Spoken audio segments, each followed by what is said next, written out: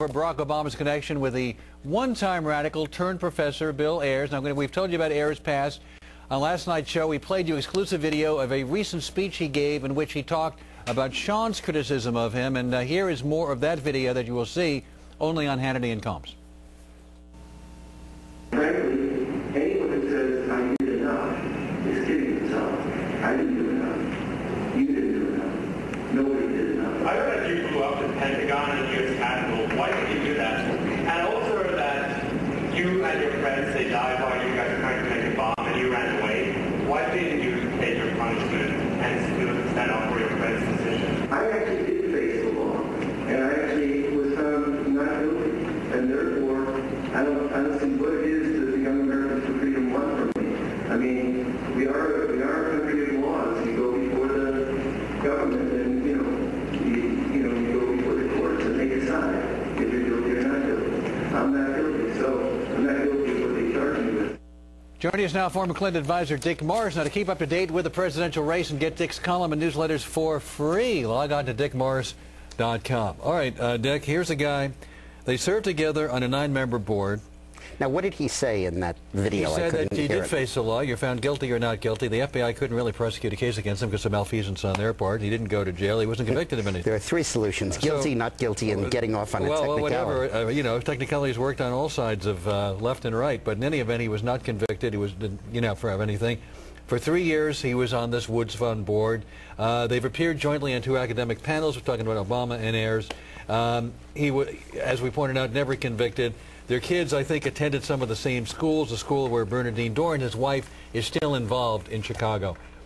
I, unlike my partner, Sean, don't see this as a big political problem. There are those who want to tie this to Barack Obama. Do you see this as a liability? Well, look, everybody is worried that Barack Obama is really the Manchurian candidate, that somehow or other he's this guy who is pretending to be a center-left politician, pretending to be very responsible, but that when you push him a little more, you find a Reverend Wright or you find a Ayers underneath. Yeah. And the answer is we just don't know. We don't know enough about the guy. Now, there are 2 things that I think are important here. Number one is, I know that in 2001 he was unrepentant. What has he said since then? Well, And secondly, how close do you tie him? That the kids go to school together? No. Yeah. That he went to his home to get his endorsement to run for office? Yeah.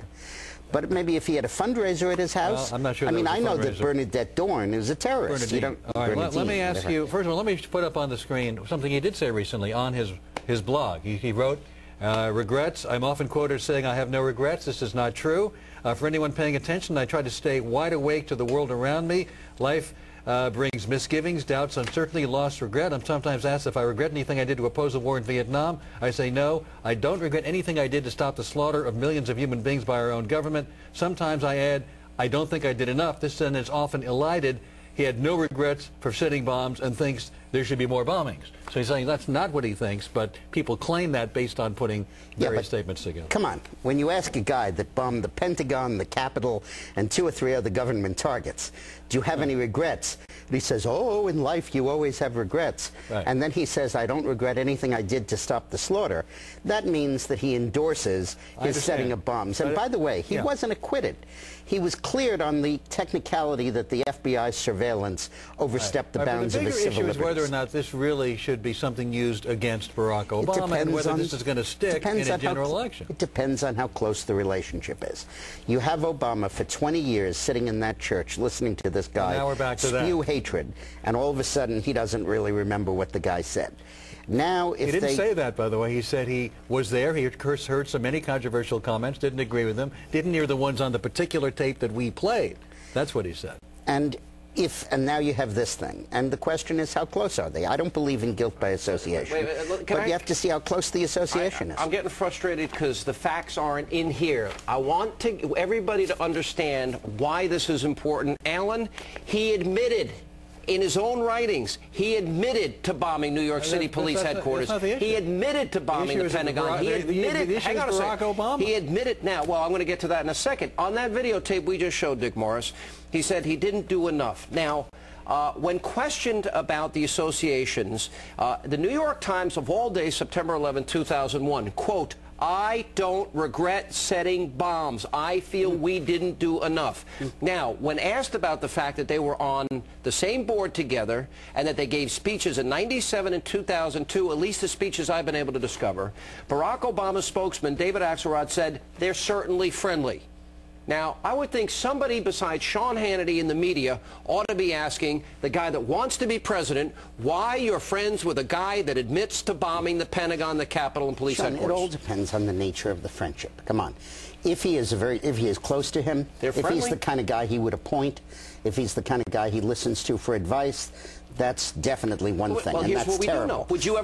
Would you ever go to a speech with and sit on a panel with a guy, an unrepentant terrorist that says he didn't set enough bombs? Yeah, I've sat on a panel on the Bill Maher show, politically incorrect, with a white supremacist, and I spent the show attacking the guy. That's a but different I sat story. on the panel. But okay, let's get a copy of the speech. If he knew about his background, did he attack him? If this guy stood up and said in a speech, don't regret setting these bombs, and then Obama got up and said, it's a lovely day, okay, then you really got something. If Barack Obama says, I didn't know anything about his background before I went to meet him in Chicago, but he's a well-known political figure.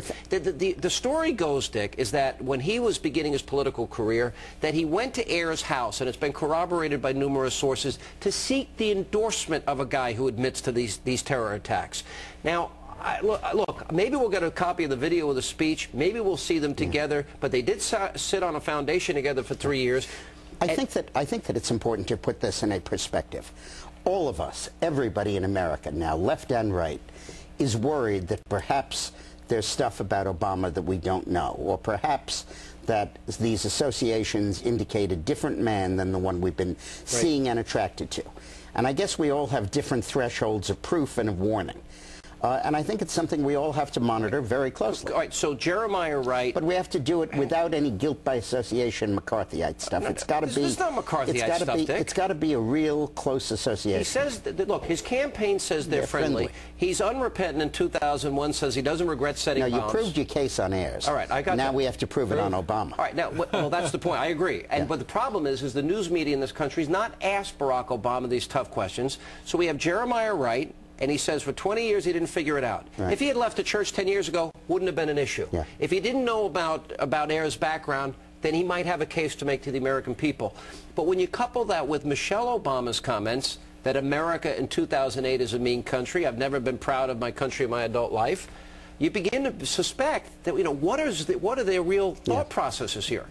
Exactly what you said is correct. You begin to suspect, and that's where the country is right now. Yeah. But he did admit to this, and I challenge anyone else in the news media out there, it's time for you to ask Senator Barack Obama why he was friendly with a guy that admits to bombing the Pentagon, the Capitol, and New York City police. And by the way, another question that I wonder is, what would the university doing giving this guy a professorship? What are they doing honoring him in society? Welcome to He didn't forgive.